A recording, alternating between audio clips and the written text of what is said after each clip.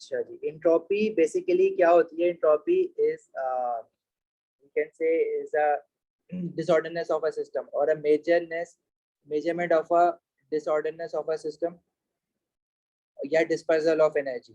ठीक है, देखो कोई भी अगर सिस्टम है हमारे पास, वो जैसे एनर्जी एब्जॉर्ब करता है तो वो डिसऑर्डरनेस की तरफ जाता है।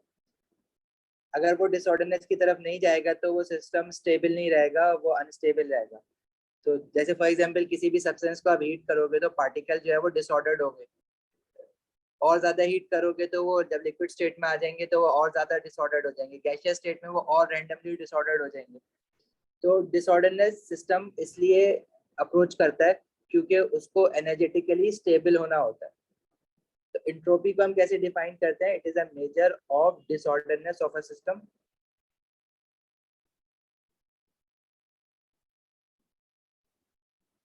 Measure of disorderness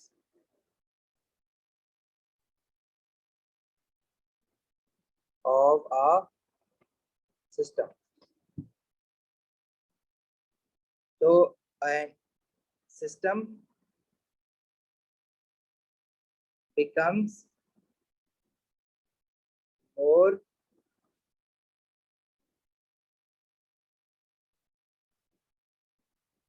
energetically stable when disordered।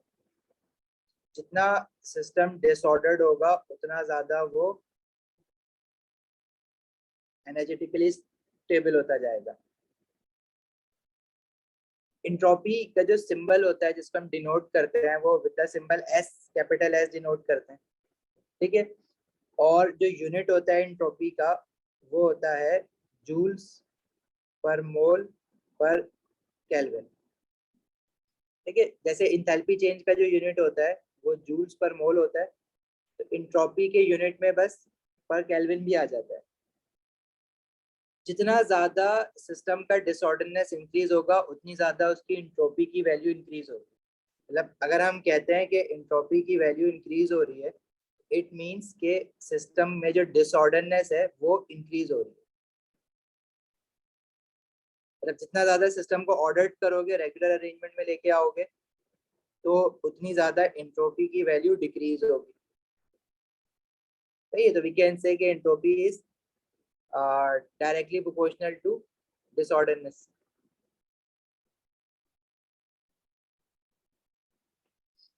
सही है।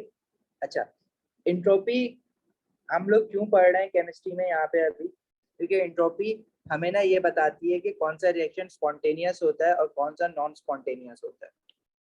अब रिएक्शन की कैटेगराइजेशन हम दो तरीकों से और कर सकते हैं। कोई भी केमिकल रिएक्शन या तो स्पॉन्टेनियस होगा, स्पॉन्टेनियस का मतलब होता है कि a reaction that can happen on its own accord, जो कि खुद ब खुद होने की सलाहियत रखता हो अपने अंदर, that is a spontaneous reaction. A reaction that happens on its own accord। और दूसरा रिएक्शन होता है नॉन स्पॉन्टेनियस। नॉन स्पॉन्टेनियस वो रिएक्शन होता है that can not happen on its own accord. उनको करवाने के लिए, केमिकली रिएक्ट करवाने के लिए हमें कोई ना कोई एक्सटर्नल सोर्स ऑफ एनर्जी देना पड़ता है। सही है। अच्छा, स्पॉन्टेनिटी का मतलब ये नहीं कि कोई रिएक्शन ऐसा है जो कि स्पॉन्टेनियस है तो उसको एक्टिवेशन एनर्जी नहीं चाहिए, एक्टिवेशन एनर्जी चाहिए, ठीक है, लेकिन हमें प्रोवाइड नहीं करनी पड़ेगी। जैसे for example burning of methane in oxygen है, तो हमें पता है कि जब कुकिंग गैस जो होती है उसको जलाना होता है तो माचिस जलानी पड़ती है ना, तो एक्टिवेशन एनर्जी तो देनी है। लेकिन वो एक्टिवेशन एनर्जी वो सिस्टम खुद भी ले सकता है। वो खुद क्यों ले सकता है? देखो, अगर किसी एक कंटेनर में हमारे पास, जैसे आप लोगों ने यूजुअली न्यूज में सुना होगा कि गैस लीक हुई थी और ब्लास्ट हो गया। तो वो ऐसा क्यों होता है, गैस लीक हुई थी ब्लास्ट हो गया? क्योंकि मीथेन के मॉलिक्यूल्स जब अगर एक रूम में ट्रैप हो गए ऑक्सीजन के मॉलिक्यूल्स के साथ, तो एएस में आप लोगों ने रिएक्शन काइनेटिक्स में ये पढ़ा है ना, बोल्ट्जमैन डिस्ट्रीब्यूशन कर्व, के there are only few number of particles which have energies greater than activation energy, and only those particles which have energies greater than activation energy, if they collide, a successful collision will occur and the reaction will happen, but their chances of collision are very less because they are fewer in number, but still they have their chances to collide. कम है chances, probability of collision उनकी कम है, लेकिन है तो ना। तो अगर किसी भी वक्त मीथेन का ऐसा कोई एक मॉलिक्यूल जिसके पास energy greater than activation energy, और ऑक्सीजन का ऐसा एक मॉलिक्यूल जिसके पास energy greater than activation energy है, if they come in contact and collide with each other, then surely they will start a chemical reaction, और जब उनसे एनर्जी रिलीज होगी तो बाकी भी रिएक्ट करना शुरू हो जाएंगे। ये एक स्पॉन्टेनियस रिएक्शन है, क्योंकि ये खुद होने की सलाहियत रखता है और ये पड़े पड़े खुद हो सकता है। कुछ स्पॉन्टेनियस रिएक्शन बहुत फास्ट होते हैं, जैसे बर्निंग ऑफ मीथेन है, एकदम से एक्सप्लोजन होगा। कुछ बहुत स्लो होते हैं, जैसे रस्टिंग ऑफ आयरन है, वो भी स्पॉन्टेनियस है, वो खुद ही है। तो अच्छा, स्पॉन्टेनियस हो चाहे नॉन स्पॉन्टेनियस हो, एक्टिवेशन एनर्जी तो चाहिए। ऐसा नहीं है कि स्पॉन्टेनियस रिएक्शन को एक्टिवेशन एनर्जी नहीं चाहिए होती है, ठीक है, तो ये याद रखना बात। और इनफैक्ट रिएक्शन एंडोथर्मिक या एक्सोथर्मिक भी क्राइटेरिया नहीं है ये बताने के लिए कि रिएक्शन स्पॉन्टेनियस होगा या नॉन स्पॉन्टेनियस होगा। कुछ रिएक्शन एंडोथर्मिक होते हैं जो कि स्पॉन्टेनियस होते हैं, कुछ एक्सोथर्मिक होते हैं वो भी स्पॉन्टेनियस होते हैं। तो आखिर ऐसा क्या क्राइटेरिया है जो हमें बताएगा कि भाई रिएक्शन स्पॉन्टेनियस है या नॉन स्पॉन्टेनियस है? तो वो इंथैल्पी चेंज नहीं है, वो उनका एंडो एक्सो होना नहीं है, वो बेसिकली क्या है, वो है उनका इंट्रोपी। तो इंट्रोपी की वैल्यू किसी भी केमिकल रिएक्शन जब होता है, जैसे इंथैल्पी चेंज की वैल्यू निकलती है ना, इसी तरह किसी भी केमिकल रिएक्शन की इंट्रोपी चेंज की वैल्यू भी निकलती है। तो इंट्रोपी चेंज की वैल्यू हमें बताती है कि रिएक्शन स्पॉन्टेनियस है या नॉन स्पॉन्टेनियस है। अगर इंट्रोपी चेंज किसी भी केमिकल रिएक्शन का पॉजिटिव है, मतलब ग्रेटर देन 0 है, तो वो रिएक्शन स्पॉन्टेनियस होता है। अगर इंट्रोपी चेंज लेस देन 0 यानी कि नेगेटिव है, तो वो रिएक्शन नॉन स्पॉन्टेनियस होता है। अच्छा, दूसरी बात ये कि हमारे पास एनर्जेटिक्स में वो स्पॉन्टेनियस की जगह एक और वर्ड यूज करता है, फीजिबल। अभी जो रिएक्शन फीजिबल होना या स्पॉन्टेनियस होना हमारे लिए, हम लोग A2 केमिस्ट्री में सेम ट्रीट करेंगे, लेकिन फीजिबल रिएक्शन अलग होता है और स्पॉन्टेनियस रिएक्शन अलग होता है। फीजिबल रिएक्शन आप इलेक्ट्रोकेमिस्ट्री के चैप्टर में भी पढ़ोगे, उसमें रिएक्शन फीजिबल होना ये मतलब है कि रिएक्शन हो सकता है, चाहे आप एनर्जी दो चाहे ना, मतलब फिजिबिलिटी है रिएक्शन की कि कुछ रिएक्शन है जो कि पॉसिबल ही नहीं है, चाहे आप जितनी भी एनर्जी दे लो उन्होंने होना ही नहीं है, तो वो होता है नॉन फीजिबल रिएक्शन। मतलब क्या रिएक्शन हो सकता है या नहीं हो सकता, वो फिजिबिलिटी बताता है। लेकिन एनर्जेटिक्स में हम the word feasibility and spontaneity को एज अ सेम ट्रीट करेंगे, और क्वेश्चंस में भी इंटरचेंजेबली उसने यूज किया हुआ है, कभी उसने स्पॉन्टेनियस बोला हुआ है, कभी फिजिबल बोला हुआ है। तो हम लोगों ने the word spontaneous and feasible same he treat करना है। सही है, यहाँ तक बात समझ आई? अब किसी सिस्टम में जितना ज्यादा ऑर्डरनेस होगा, वो उसका एंट्रोपी की वैल्यू उतनी कम होगी। फॉर एग्जांपल अगर मैं कहूँ कि मेरे पास आइस है सॉलिड फॉर्म में, और वाटर है, वाटर जो होता है वो लिक्विड फॉर्म होती है, तो रेगुलर अरेंजमेंट आइस में ज्यादा है वाटर मॉलिक्यूल्स की, तो उसकी एंट्रोपी जो होगी वो कम होगी, और वाटर की एंट्रोपी ज्यादा होगी। क्यों? क्योंकि उसमें डिसऑर्डरनेस ज्यादा है, वाटर मॉलिक्यूल एक दूसरे से इरेगुलरली अरेंज हुए हैं। सिमिलरली एक क्वेश्चन में उसने एक बार डायमंड की एंट्रोपी, एंट्रोपी ऑफ डायमंड और एंट्रोपी ऑफ ग्रेफाइट को कंपेयर करवाया हुआ है। तो बेसिकली हमारे पास ऑर्डरनेस पे डिपेंड करता है। अगर ऑर्डरनेस ज्यादा है तो एंट्रोपी कम होगी। तो डायमंड जो है ना, वो क्रिस्टलाइन सॉलिड है, जिसको हम परफेक्टली क्रिस्टलाइन सॉलिड भी कहते हैं। मतलब इसमें डायमंड में अरेंजमेंट जो है वो हद से ज्यादा है, रेगुलर अरेंजमेंट, तो इसकी एंट्रोपी की वैल्यू कम होगी ग्रेफाइट से। सही है?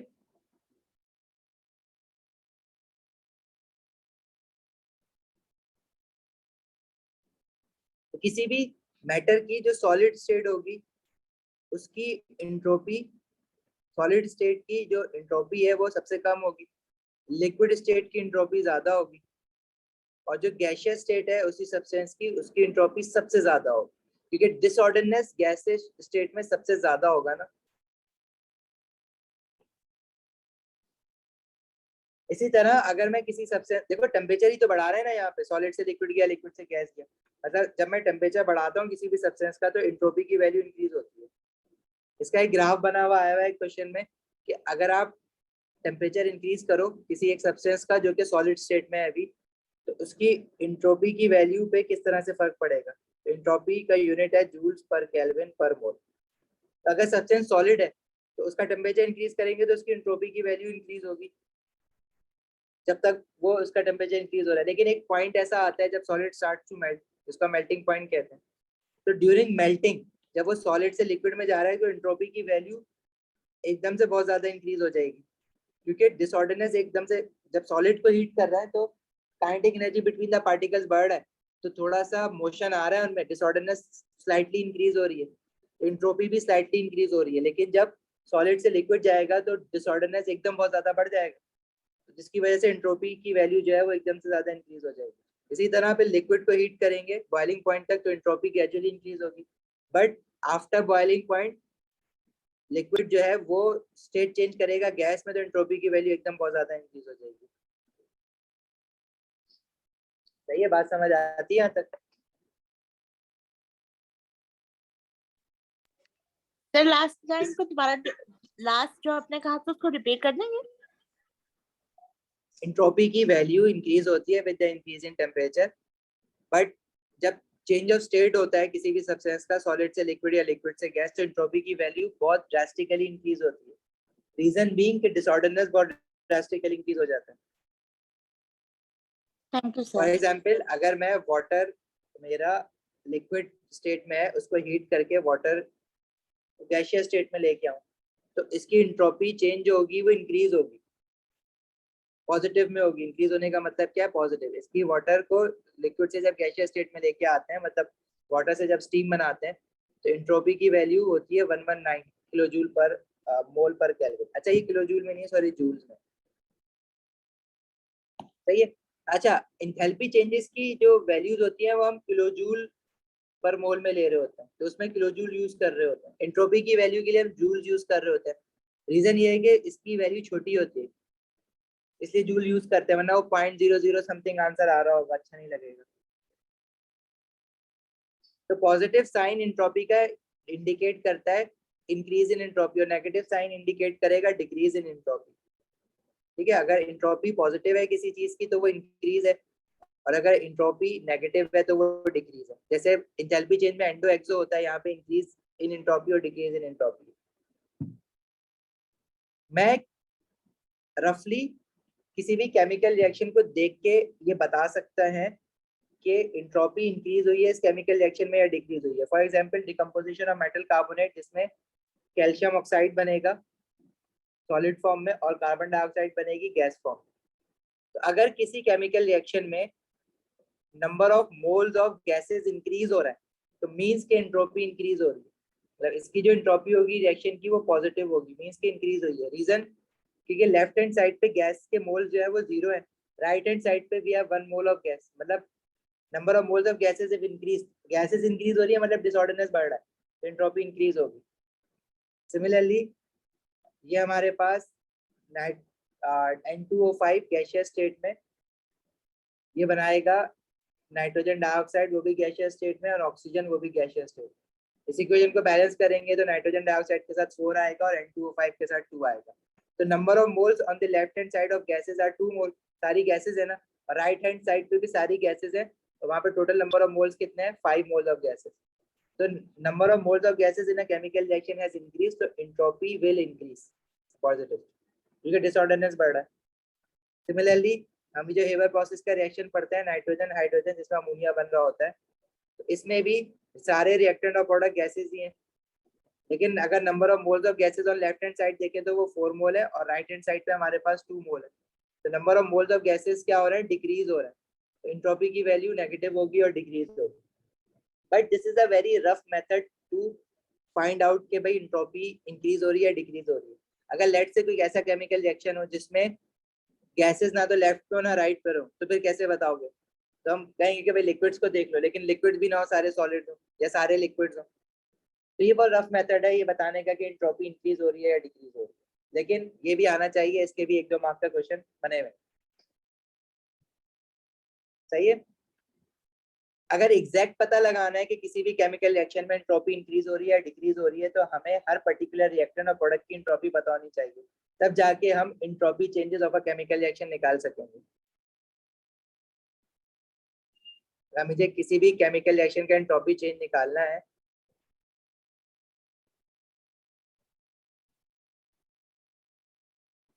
लेट्स से ये है मीथेन, ऑक्सीजन के साथ बर्न हो रहा है to produce carbon dioxide and water.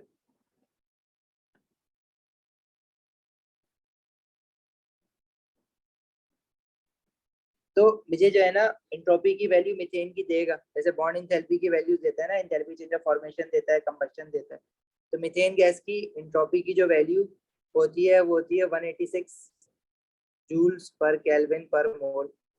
इसी तरह ऑक्सीजन गैस की एंट्रोपी की भी वैल्यू गिवन होगी, जो कि होती है 103 जूल्स पर केल्विन पर मोल। सिमिलरली कार्बन डाइऑक्साइड गैस की भी एंट्रोपी की वैल्यू गिवन होगी, जो कि 214 जूल्स पर केल्विन पर मोल होती है।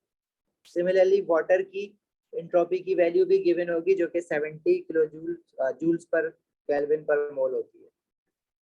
तो हम इस रिएक्शन में जो एंट्रोपी चेंज है वो कैसे निकालेंगे, उसका क्या फॉर्मूला बनेगा? जैसे एंथैल्पी चेंज का फॉर्मूला होता है ना, प्रोडक्ट माइनस रिएक्टेंट, इसी तरह एंट्रोपी चेंज का भी फॉर्मूला। अगर मुझे ये देखो, ये केमिकल रिएक्शन जो है ना, ये पूरा एक सिस्टम कहलाता है।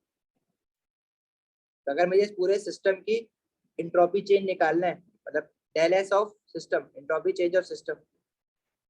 अच्छा, जैसे enthalpy change standard enthalpy changes होते हैं, इसी तरह एंट्रोपी चेंजेस भी स्टैंडर्ड होते हैं। जब हम स्टैंडर्ड कंडीशंस में उनको पढ़ रहे होते हैं तो स्टैंडर्ड एंट्रोपी हो जाएगा वो। तो हम क्या करेंगे, entropy of all the products, मतलब sum of entropy of all the products.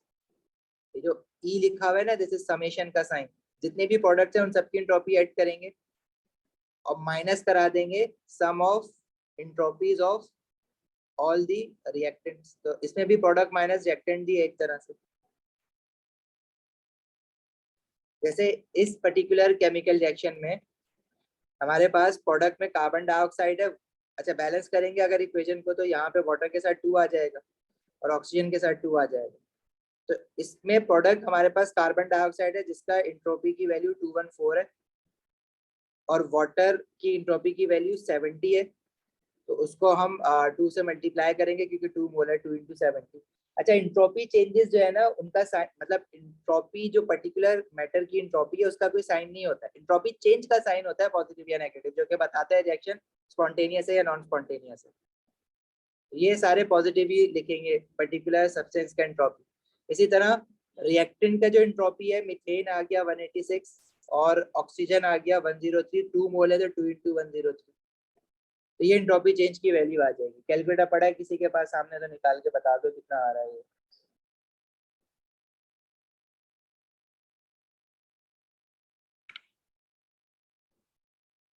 और मीनवाइल किसी को कुछ पूछना है तो पूछ लो।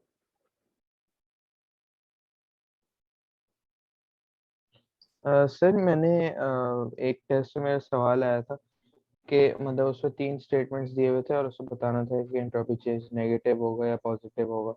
तो उसमें एक स्टेटमेंट था कि the change corresponding to the lattice energy of calcium chloride takes place. तो उसमें मैंने पॉजिटिव लिखा था तो रॉन्ग था वो।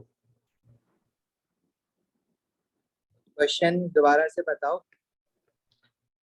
State and यार याद है? explain whether the entropy change of each of the following processes is positive or negative, or do not consider the entropy change of the surroundings. The change corresponding to the lattice energy of calcium chloride. Calcium chloride, जब जी calcium sir. Chloride की lattice enthalpy कह रहे हो तो वो होगी 2 mole of gaseous calcium ion और 2 mole of 1 mole of calcium gaseous ion, और ये 2 mole of chloride gaseous ion. तो आपका ये बनेगा CaCl2 सॉलिड स्टेट में। This is the lattice enthalpy. अब मुझे एक बात बताओ, आप क्या कह रहे हो क्वेश्चन पूछो आप दोबारा से, अपना क्या कह रहे थे?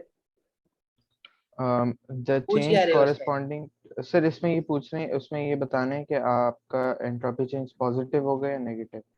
अच्छा सही। तो इसमें देखो ऑर्डरनेस क्या हुई है, इंक्रीज हुई है ना। जी सर। तो ऑर्डरनेस इंक्रीज होने का मतलब क्या है, डिसऑर्डरनेस कम हुई है। जब डिसऑर्डरनेस बढ़ती है तो एंट्रोपी बढ़ती है, जब डिसऑर्डरनेस कम होती है तो एंट्रोपी कम होती है, तो एंट्रोपी डिक्रीज हुई है। तो एंट्रोपी चेंज नेगेटिव होगा। एंट्रोपी चेंज नेगेटिव पॉजिटिव हम देखते हैं जब प्रोडक्ट माइनस रिएक्टेंट की एंट्रोपी हमें गिवन होती है। प्रॉब्लम है इसके, यहाँ पे आपको सिर्फ ये बताना है एज पर योर क्वेश्चन की इंक्रीज हो रही है डिक्रीज हो रही है, ऐसा ही है ना? सर इसे बताने कि पॉजिटिव है या नेगेटिव है। पॉजिटिव है या नेगेटिव है। पॉजिटिव नेगेटिव देखो हम स्पॉन्टेनिटी के लिए बताते हैं। अगर हम सराउंडिंग की एंट्रोपी को इग्नोर कर रहे हैं, पॉजिटिव नेगेटिव स्पॉन्टेनिटी के लिए बताते हैं। अगर इसमें आप क्या कहते हैं डिक्रीज लिखोगे, या फिर अगर डिक्रीज नहीं तो फिर आप नेगेटिव लिखोगे, अगर पॉजिटिव नेगेटिव में बताना है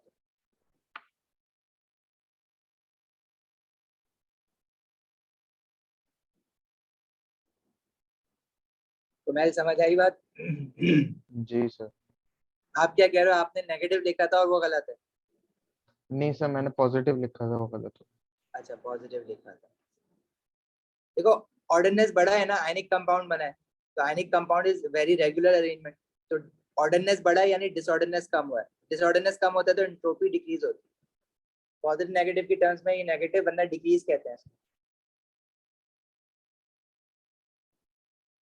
तो अगर चेंज इन एंट्रोपी पूछेगा, अच्छा लैटिस एंथैल्पी के कॉरेस्पॉन्डिंग पूछ रहा है अगर, तो वो चेंज इन एंट्रोपी बन गया ना, क्योंकि रिएक्शन हो गया एक तरह का ये।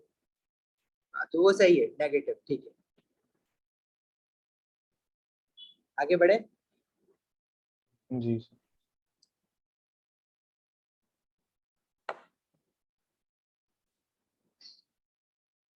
अच्छा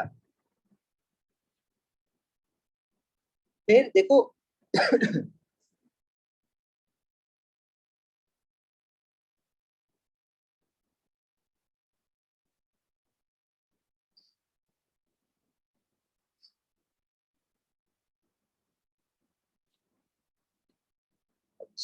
क्या कह रहे हैं, हाँ देखो अगर मुझे रिएक्शन की स्पॉन्टेनिटी बतानी है ना, तो सिस्टम की entropy alone can not decide whether the reaction is spontaneous और नॉन स्पॉन्टेनियस। ठीक है, तो उसके लिए ना हमें सिस्टम की एंट्रोपी भी कंसीडर करनी पड़ती है और सराउंडिंग की एंट्रोपी भी कंसीडर करनी पड़ती है। सिस्टम क्या होता है, जो केमिकल रिएक्शन होता है ना, जिसमें रिएक्टेंट और प्रोडक्ट होते हैं, उनके बॉन्ड्स होते हैं, वो सिस्टम होता है। उनके आसपास की चीज जितनी भी है वो सराउंडिंग है। जैसे फॉर एग्जांपल ये मेरा बीकर है, इस बीकर में हमारे पास जैसे HCl और सोडियम ऑक्साइड रिएक्ट हो रहा है। HCl और सोडियम ऑक्साइड और इनसे जो प्रोडक्ट बन रहा है सोडियम क्लोराइड और वाटर, तो ये हमारा सिस्टम है। ये HCl को जाहिर हमने पानी में डाला होगा एक्वस फॉर्म में, तो इसके आसपास जितना भी पानी था पहले वो सराउंडिंग है इसकी। तो वो सराउंडिंग स्ट्रेच होके अब बीकर के बाहर की भी ले सकते हो। मतलब सराउंडिंग आपकी स्टार्ट हो जाती है आफ्टर पार्टिकल्स, मतलब बॉन्ड्स और पार्टिकल्स, उनके जो एटम है और एटम के बीच के जो बॉन्ड्स है, उसके बाहर जितनी भी चीज है ना वो सराउंडिंग है। तो ये कॉन्सेप्ट देखो बुक्स में बना हुआ होता है, मैंने भी बनाया हुआ होगा कहीं पे आउट में, कि बीकर को ना हम सिस्टम लेबल कर देते हैं और उसके आसपास की चीज को हम सराउंडिंग लेबल करते हैं। तो बीकर के बाहर से सराउंडिंग स्टार्ट नहीं होती है, सराउंडिंग जो है वो with in the beaker he start हो जाएगी, क्योंकि सिस्टम वो चीज है जिसमें पार्टिकल्स हैं, बॉन्ड्स हैं, रिएक्टेंट और प्रोडक्ट। आफ्टर डेट सब कुछ सराउंडिंग है। ठीक है, वो बीकर के अंदर से ही स्टार्ट हो जाती है और बीकर के बाहर वाली जितनी भी चीज है वो सराउंडिंग है। वो सराउंडिंग तुम पूरी यूनिवर्स ले लो, सराउंडिंग स्ट्रेच होती जाएगी। तो स्पॉन्टेनिटी ऑफ अ रिएक्शन अगर आपको बताना है तो आपको सिर्फ सिस्टम की एंट्रोपी को नहीं केटर करना पड़ेगा, बल्कि टोटल चेंज इन एंट्रोपी को केटर करना पड़ेगा। टोटल चेंज इन एंट्रोपी में आपके पास टोटल स्टैंडर्ड एंट्रोपी चेंज में आपके पास standard total entropy of system भी आ जाएगा, plus standard entropy of surrounding भी आ जाएगा। सही है। अब अगर ये टोटल एंट्रोपी आपकी पॉजिटिव है यानी ग्रेटर देन 0 है, तो आपका रिएक्शन स्पॉन्टेनियस होता है या फिजिबल होता है? और अगर ये टोटल एंट्रोपी आपकी नेगेटिव है या लेस देन 0 है तो रिएक्शन नॉन स्पॉन्टेनियस होता है या नॉन फिजिबल भी कह सकते हैं इसको। सही है। तो अब सिस्टम की एंट्रोपी तो निकालना हमने सीख लिया कि रिएक्टेंट और प्रोडक्ट की इंडिविजुअल एंट्रोपी दी जाएंगी, total entropy of product minus total entropy of reactant हम कर देंगे, मतलब sum of entropy of product minus sum of entropy of reactant. Surrounding की एंट्रोपी किस तरह से निकलती है उसका जो है मैं डायरेक्ट आपको फॉर्मूला बताऊंगा।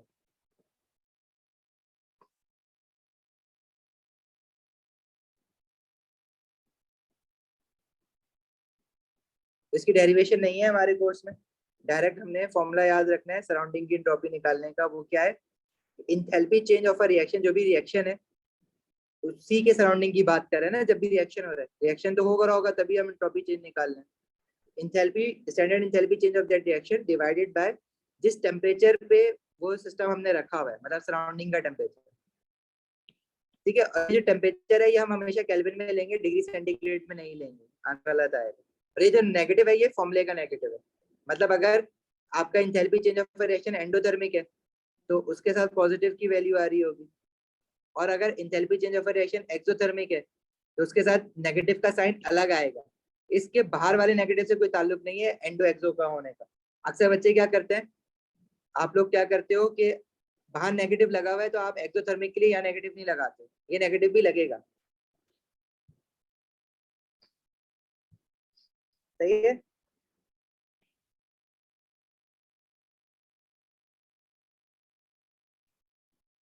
अच्छा, अब अगर मैं टोटल एंट्रोपी चेंज की बात करूं जिसको मैं टी से डिनोट कर रहा हूं, और सिस्टम की एंट्रोपी जिसको SYS से मैं डिनोट कर रहा हूँ, प्लस सराउंडिंग की एंट्रोपी जिसको मैं SUR से डिनोट कर रहा हूँ, तो सिस्टम की एंट्रोपी का कोई फॉर्मूला तो नहीं है, आपको पता है कैसे निकालनी है, sum of entropies of all the products minus sum of entropies of all the reactant. सही है। और सराउंडिंग की एंट्रोपी का हमारे पास बाकायदा एक फॉर्मूला है, वो क्या है, minus enthalpy change of a reaction divided by temperature. मतलब इसको मैं यूं भी लिख सकता हूँ, सिस्टम की entropy minus enthalpy change of a reaction divide by temperature. तो this would give me total entropy change of a chemical reaction जिसमें सिस्टम और सराउंडिंग मैंने दोनों कैटर कर लिया। इस इक्वेशन को थोड़ा सा सिंप्लीफाई करके अगर लिखें तो इसमें जो टेम्परेचर यहाँ पे डिनोमिनेटर में आ रहा है, अगर मैं एलसीएम ले लूँ इस टेम्परेचर को तो ये चीज क्या बन जाएगी, T इंटू सिस्टम की entropy minus enthalpy change of a reaction और डिनोमिनेटर में डिवाइडेड बाय T। अब इस T को यहाँ जाके मल्टीप्लाई करा दो टेम्परेचर को, तो total T into total entropy is equal to T into entropy of system minus enthalpy change of a reaction. सही है। तो शॉर्ट में हम लोग इस तरह से लिख रहे होते हैं। अच्छा, सर यहाँ ये पे इसको एक बार रिपीट कर दें। देखो, डेरिवेशन वैसे करनी तो नहीं पड़ेगी तुम्हें डायरेक्ट जो है फाइनल फॉर्म याद रखनी है इस फॉर्मूले की, लेकिन ये जो हमने पहली लाइन लिखी है समझ आ गई थी। यस। ठीक है, इसमें सराउंडिंग की एंट्रोपी की जगह उसका फॉर्मूला रख दिया। ठीक है, तो ये हमारे पास ये बन गया, system minus enthalpy change of reaction divide by temperature. T जो है टेम्परेचर, उसको मैंने एलसीएम ले लिया है, कुछ नहीं किया, बस एलसीएम लिया है, तो इक्वेशन सॉल्व होके ही आ जाएगी। मतलब एलसीएम पता है ना, वेट लगेगा एलसीएम बताना अभी। नहीं सही तो है, समझ गया, सही है। सही है, तो फिर टी जो है वो डिनोमिनेटर में जो है मैंने लेफ्ट हैंड साइड पे मल्टीप्लाई करा दिया ले जाके। सही है। अच्छा, अब देखो यहाँ पे ना इसी अभी मैं इसका थोड़ा सा एक क्वेश्चन करा देता हूँ, फिर आगे मैं ना एक चीज और बताता हूँ। देखो, अगर फॉर एग्जांपल हमारे पास अगर मैं इफेक्ट देखूं एंट्रोपी का एंड टेम्परेचर का, मतलब टेम्परेचर आ रहा है ना एंट्रोपी चेंज की इक्वेशन में, तो मतलब टेम्परेचर इफेक्ट करता है एंट्रोपी को। जैसे फॉर एग्जांपल मैं आपसे कहूँ कि मेरे पास कोई केमिकल रिएक्शन है, जैसे लेट्स से यह है जिंक कार्बोनेट, इसको डिकम्पोज करा रहा है, zinc oxide plus carbon dioxide, ठीक है, मेटल कार्बोनेट की डिकम्पोजिशन है। इसका जो enthalpy change of a reaction है ये प्लस 72.3 किलो जूल पर मोल है। एंडोथर्मिक रिएक्शन है, हीट एनर्जी एब्जॉर्ब करानी पड़ती है ज्यादा। अच्छा, इसके जो रिएक्टेंट और प्रोडक्ट की जो इंडिविजुअल इंट्रोपीज है वो मैं नहीं बता रहा, मैं डायरेक्ट ना सिस्टम का जो इंट्रोपी चेंज मैंने निकाला है ना, प्रोडक्ट माइनस रिएक्टेंट करके, entropy of product minus entropy of reactant करके सिस्टम का जो इंट्रोपी चेंज निकाला है वो डायरेक्ट बता रहा हूँ। ये बहुत आसान सा काम है निकालना, सबसे आसान काम यही है इसमें। तो मैं डायरेक्ट आपको निकला हुआ बता रहा हूँ, 174.8 जूल्स पर केल्विन पर मोल है। वो आपसे पता है क्या कहता है, वो कहता है अगर हम रिएक्शन को करवा रहे हैं, मतलब ये जो हीटिंग कर रहे हैं वो at a temperature of 298 kelvin कर रहे हैं, जो कि स्टैंडर्ड टेम्परेचर है, तो क्या ये रिएक्शन स्पॉन्टेनियस है या नॉन स्पॉन्टेनियस है एट 298 केल्विन?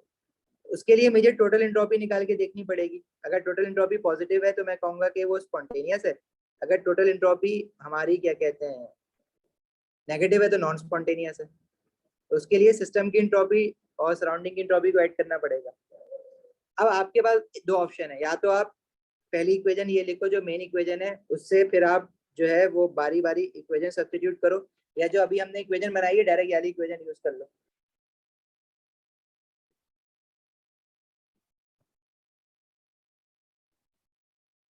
ठीक है, दोनों काम कर सकते हो। हमें टोटल एंट्रोपी निकालना है, इस काम के लिए मैं ना मेन इक्वेशन को यूज करूंगा, क्योंकि मेरा कॉन्सेप्ट इससे ज्यादा अच्छा बन जाता है, क्योंकि फिर मुझे टेम्परेचर को वापस ले जाके डिवाइड कराना ही पड़ेगा टोटल एंट्रोपी निकालने के लिए। तो मैंने कहा कि यार सिस्टम की एंट्रोपी तो मुझे दी हुई है ना 174.8, तो यहाँ पे तो डायरेक्ट वैल्यू रखनी है। सराउंडिंग की एंट्रोपी में मसला ये है कि हमारे पास सराउंडिंग की एंट्रोपी जब हम लेते हैं तो ये होता है minus enthalpy change of a reaction divided by temperature. अब यहाँ पे अभी मैं बीच वाली इस मेन जो इक्वेशन हमने फाइनल बनाई थी उसको यूज नहीं कर रहा हूँ, मैं इसको यूज कर रहा हूँ 174.8। अच्छा, ये नेगेटिव अगर बाहर लाके लिख दो तो ये बन जाएगा enthalpy change of reaction over temperature. अब आपके पास एंथैल्पी चेंज ऑफ रिएक्शन तो आपको गिवन है, एंथैल्पी चेंज ऑफ रिएक्शन कितना गिवन है आपको, व्हिच इज प्लस 72.3, और किस टेम्परेचर पे काम हो रहा है 298 केल्विन। तो इससे हमारे पास टोटल एंट्रोपी आ जाएगा। तो टोटल एंट्रोपी अगर पॉजिटिव आ रहा है तो स्पॉन्टेनियस, अगर नेगेटिव आ रहा है तो नॉन स्पॉन्टेनियस। बता दो किसी के पास अगर कैलकुलेटर है तो क्या वैल्यू आ रही है।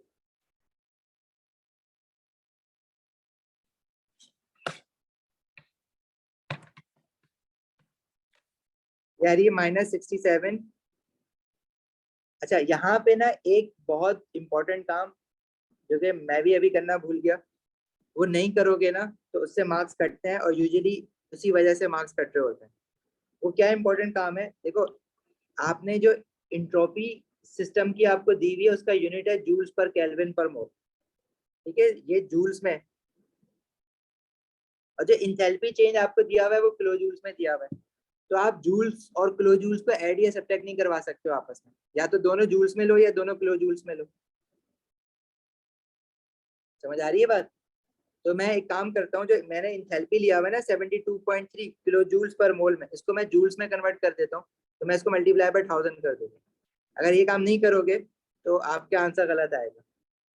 ठीक है, तो ये वैल्यू आ रही है -67.8, क्योंकि मैंने दोनों को जूल्स में लिया हुआ है, तो ये आंसर आएगा जूल्स पर मोल पर केल्विन एंट्रोपी का यूनिट। अभी नेगेटिव आ रहा है, एंट्रोपी चेंज अगर नेगेटिव है total entropy change, it means के रिएक्शन नॉन स्पॉन्टेनियस है।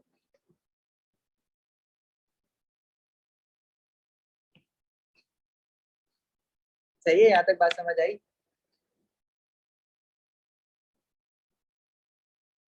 जी सर। सर मुझे ये समझ में नहीं आया कि वो पहले से किलो जूल्स पर मोल में, तो हम मल्टीप्लाई क्यों कर रहे थे 1000 से? देखो आप 5 मीटर प्लस 10 सेंटीमीटर कर सकते हो क्या? नहीं सर, मुझे ये समझ में नहीं आया कि वो किलो जूल्स में है पहले से, तो हम टाइम्स 1000 कर रहे हैं तो वो और ज्यादा नहीं बढ़ जूल्स में जाएगा? कन्वर्ट हो गया ना। नहीं देखो, इंट्रोपी जूल्स में दी हुई है, इंथैल्पी चेंज किलो जूल्स में दी हुई है, तो आपकी मर्जी है, या तो आप इंट्रोपी को डिवाइड बाय 1000 कर दो तो वो जूल से किलो जूल्स में हो जाएगी, या फिर इंथैल्पी को, इंथैल्पी चेंज ऑफ रिएक्शन है वो किलो जूल्स में दिया हुआ है तो उसको मल्टीप्लाई बाय 1000 कर दोगे तो वो जूल्स में हो जाएगा। किसी एक को चेंज करना है तुमने, तुम्हारी मर्जी है, किसी को भी कर लो। मैंने इंथैल्पी चेंज ऑफ रिएक्शन जो है उसको किलो जूल से जूल्स में कन्वर्ट कर दिया, एंट्रोपी तो है ही जूल्स में। नहीं ठीक है सर, समझ में आ गया। ठीक है,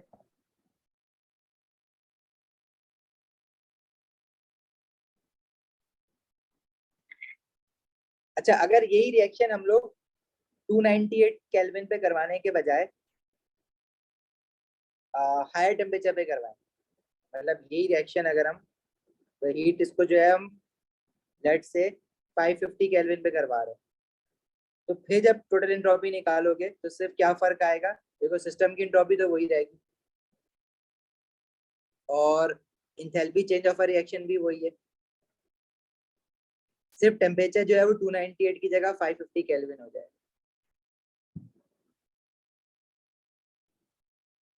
तो इससे जो हम एंट्रोपी निकालेंगे टोटल वो आ रही है हमारी प्लस 43.3। अभी ये पॉजिटिव आ रही है, मींस के ये हमारा रिएक्शन अब क्या हो गया है, स्पॉन्टेनियस हो गया। तो टेम्परेचर रिएक्शन को स्पॉन्टेनियस, नॉन स्पॉन्टेनियस, स्पॉन्टेनियस से नॉन स्पॉन्टेनियस, अगर टेम्परेचर कम करोगे और अगर बढ़ाओगे तो नॉन स्पॉन्टेनियस रिएक्शन को स्पॉन्टेनियस कर देगा।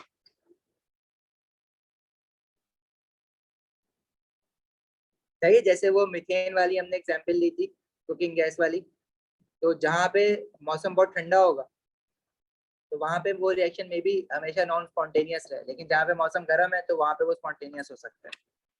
अक्सर इसका एक क्वेश्चन ये भी आता है कि लिमिटिंग कंडीशन पूछता है कि ऐसा कौन सा टेम्परेचर है जिसपे रिएक्शन अगर नॉन स्पॉन्टेनियस है तो स्पॉन्टेनियस हो जाए।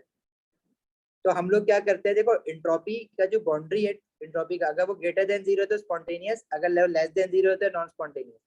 मतलब अगर मैं इसी इक्वेशन में इंट्रोपी को 0 रख दूं, ठीक है, और सिस्टम की इंट्रोपी जो भी होगी वो गिवन होगी enthalpy change of a reaction divide by temperature.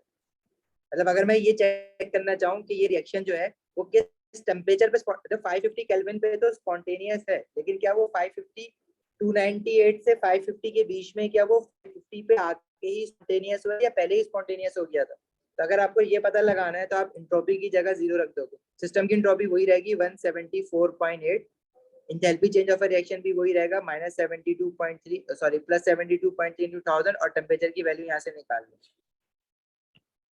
तो ये वो टेम्परेचर होगा जिसपे रिएक्शन आपका स्पॉन्टेनियस हो जाएगा। ये टेम्परेचर की जो वैल्यू आ रही है ना, ये आ रही है 413 केल्विन, मतलब at a temperature greater than 413 kelvin ये रिएक्शन स्पॉन्टेनियस रहेगा, और अगर टेम्परेचर इससे कम होगा 413 केल्विन से कम होगा तो उससे कम टेम्परेचर पे रिएक्शन नॉन स्पॉन्टेनियस रहेगा।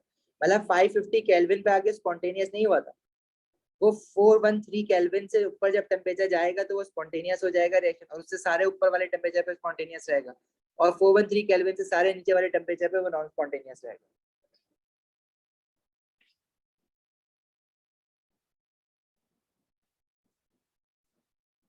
क्लियर है यहाँ तक बात?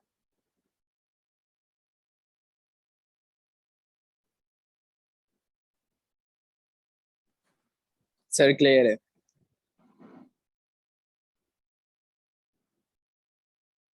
अच्छा, फिर इसमें एक कॉन्सेप्ट है हमारे पास, इसको हम कहते हैं Gibbs free energy.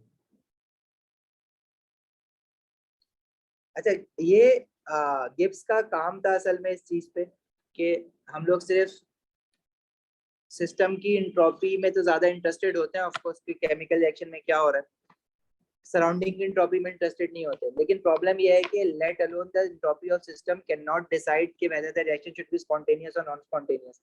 So together with the entropy of system, we have to study the entropy of surrounding. तो उसने गिब्स ने क्या किया, उसने बोला कि जो टोटल एंट्रोपी है ना, जो हमने अभी इक्वेशन बनाई है ना टोटल एंट्रोपी की, उसको थोड़ा सा ज्यादा स्ट्रेट फॉरवर्ड वे में लेके आ जाते हैं। अब प्रॉब्लम ये थी इस इक्वेशन में जो मैं यूज भी नहीं, मैंने बनाई थी, ड्राइव कराई थी, लेकिन मैंने यूज नहीं करी। वो क्यों यूज नहीं करी? उसमें एक प्रॉब्लम ये है कि ये सिस्टम की एंट्रोपी और ये सराउंडिंग की एंट्रोपी। सिस्टम की एंट्रोपी की जगह तो आप वैल्यू रखोगे जो आप निकालोगे प्रोडक्ट माइनस एक्टेंट करके, और सराउंडिंग की एंट्रोपी की जगह पे आप जो है ये फॉर्मूला रखोगे, minus enthalpy change of a reaction divide by temperature. System की माइनस इंथैल्पी ये बन जाएगा ये। फिर मैंने बोला कि आप जो टी जो है इसको हम एलसीएम लेके सॉल्व कर लेते हैं, तो ये बन जाएगा T into change in entropy of system minus enthalpy change of a reaction whole divide by T। और फिर इस T को हम मल्टीप्लाई करा देंगे लेफ्ट हैंड साइड पे,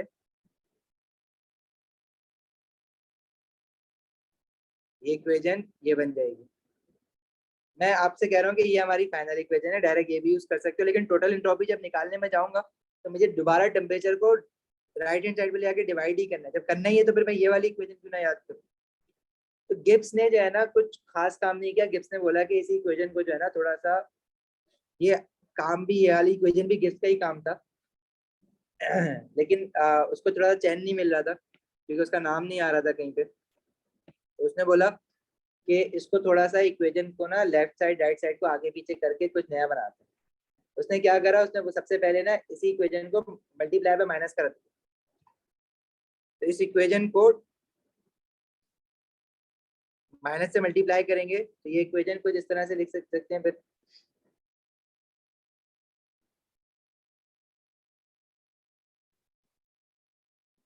सही है।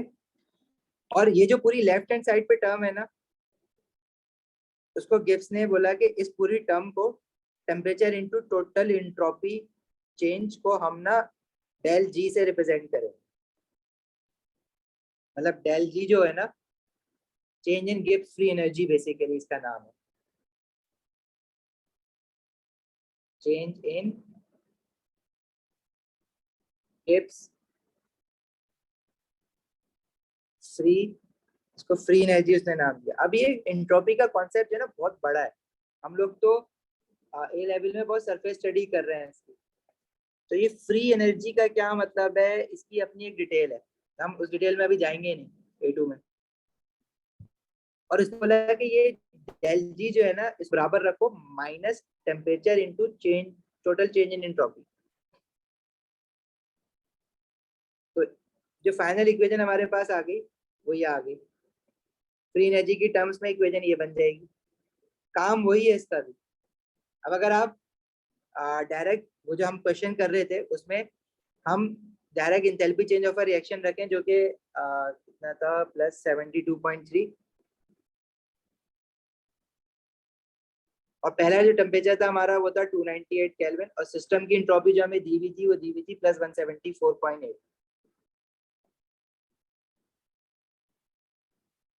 तो इससे डायरेक्ट हमारा ना फ्री एनर्जी की वैल्यू आ जाएगी।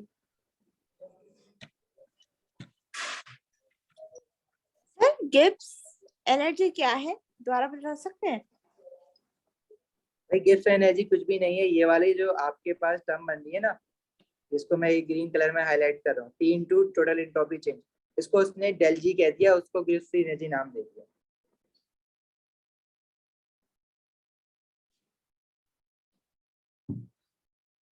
ओके सही है। सर।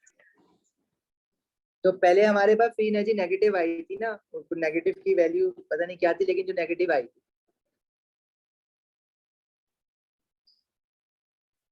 ये वैल्यू, अच्छा नहीं, ये वैल्यू जो हमने निकालनी पड़ेगी ना, वो entropy total entropy change negative आया था। अब ये हमें निकाल के देखना पड़ेगा ये कितना आ रहा है, ये भी नेगेटिव में ही आ रहा होगा। मुझे वैल्यू सही याद नहीं है ऊपर क्या ली थी, बहरहाल जो भी है। देखो फ्री एनर्जी बेसिकली किसके बराबर है, टोटल इंट्रोपी। अगर टोटल इंट्रोपी हमारी, अगर टोटल इंट्रोपी चेंज जो है वो पॉजिटिव आया, जो भी वैल्यू है पॉजिटिव आई है, तो बाहर माइनस है ऑलरेडी, तो फ्री एनर्जी जो है वो नेगेटिव बन जाएगी। मतलब अगर टोटल इंट्रोपी पॉजिटिव है तो रिएक्शन स्पॉन्टेनियस होता है, लेकिन जब टोटल इंट्रोपी चेंज पॉजिटिव होगा तो फ्री एनर्जी का एक नेगेटिव इसका साथ नेगेटिव है ना, तो फ्री एनर्जी नेगेटिव बन जाएगी। मतलब अगर टोटल एंट्रोपी चेंज आपका ग्रेटर देन 0 है तो फ्री एनर्जी लेस देन 0 होगा उसको, और रिएक्शन स्पॉन्टेनियस होगा जब टोटल एंट्रोपी चेंज पॉजिटिव या फ्री एनर्जी नेगेटिव है। उल्टा आ रहा होगा। इसी तरह जब टोटल एंट्रोपी चेंज नेगेटिव होगा तो फ्री एनर्जी पॉजिटिव हो जाएगा। मतलब अगर reaction if reaction has to be spontaneous, अगर आप टोटल एंट्रोपी चेंज निकाल रहे हो या तो आप टोटल एंट्रोपी चेंज निकालोगे या फ्री एनर्जी निकालोगे, तो टोटल एंट्रोपी चेंज अगर पॉजिटिव है तो रिएक्शन स्पॉन्टेनियस है, और अगर फ्री एनर्जी नेगेटिव है तो रिएक्शन स्पॉन्टेनियस है। सिमिलरली नॉन स्पॉन्टेनियस के लिए क्या हो जाएगा, अगर टोटल एंट्रोपी चेंज नेगेटिव है और गिव्स फ्री एनर्जी पॉजिटिव है तो वो नॉन स्पॉन्टेनियस होगा। कुछ भी नहीं है, खामा खाई की ना, फजूल गिफ्ट ने बीच में टांग अड़ाई हुई है और कुछ नहीं है। ये काम इससे भी हो रहा था हमारा, ये काम इससे भी सेम हो रहा है।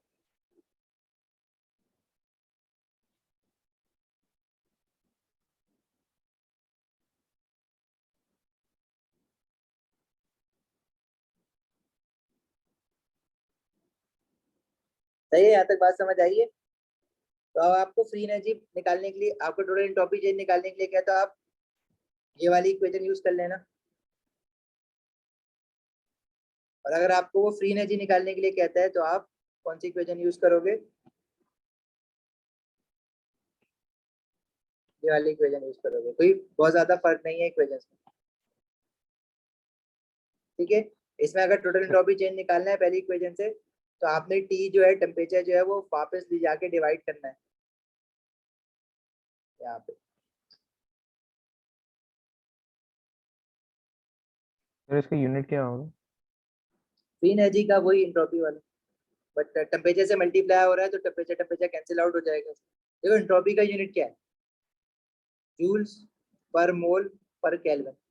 फ्री एनर्जी क्या है, temperature into total entropy change. Temperature का यूनिट केल्विन, एंट्रोपी का जूल्स पर मोल पर केल्विन है ना, मतलब केल्विन डिनोमिनेटर में है ये, तब ये यूनिट जो है वो ये है joules divided by mole divided by kelvin. तो क्या रह गया, जूल्स पर मोल। फ्री एनर्जी का यूनिट क्या होगा, जूल्स पर मोल। क्लियर?